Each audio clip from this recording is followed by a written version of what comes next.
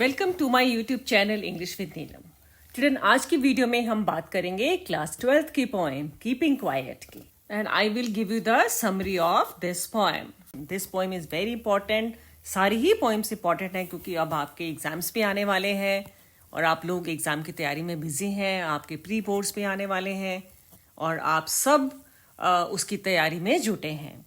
आप बहुत ध्यान से सुनिएगा, ध्यान से पढ़िएगा जो भी मैंने लिखा है स्लाइड्स में, और चैनल को सब्सक्राइब जरूर कर लीजिए चिल्ड्रन, ताकि आपको मेरी वीडियोस का नोटिफिकेशन मिलता रहे। अब हम आते हैं इस पोएम की समरी पर। Children, this poem is in a conversational style as the poet has used the words, और I can say pronouns such as you, I, we and us. The poet Pablo Neruda tells us or tells the readers that he will count up to 12 and they all would be quiet. He's asking us to introspect ourselves and to introspect our actions.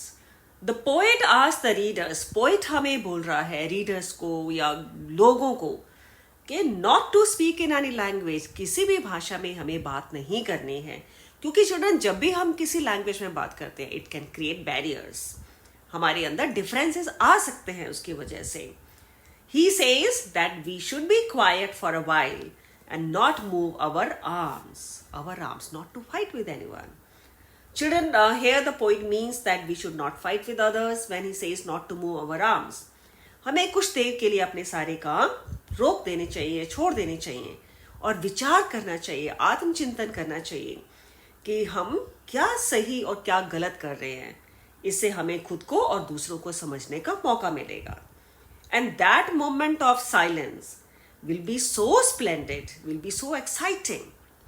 जब कहीं भीड़ भाड़ नहीं होगी और vehicles का शोर नहीं होगा। The poet is hinting to control noise and air pollution. And in that sudden strangeness, we would all be together. क्योंकि जब हमारे अंदर differences ही नहीं होंगे तो हम सब शांति से एक साथ रहेंगे। The poet further talks about saving aquatic life. The poetess emphasizes on saving life in this poem. And he's concerned about men gathering salt at the seashore.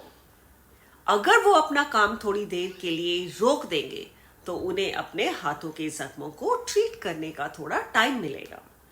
Then he says that we should stop wars and maintain peace and brotherhood in this world. हमें शांति और भाईचारे से रहना चाहिए और किसी से युद्ध नहीं करना चाहिए, झगड़ा नहीं करना चाहिए, because wars bring destruction. Poet here says that total inactivity should not be confused with death. He says कि हमें single minded या selfish नहीं होना चाहिए. We should not run after materialistic things in this world. In the end, he says that we should learn lesson from the earth. The poet is taking help of nature here to convey his message. Keeping quiet and doing nothing will help us heal our wounds. The poem promotes peace and universal brotherhood and discourages wars. Children, I hope you like this video. Stay tuned. इंतजार कीजिए मेरी अगली video का। मेरी इस video को like करिए, channel को सब्सक्राइब करिए और अपने फ्रेंड्स के साथ भी शेयर करिए। Thanks for watching.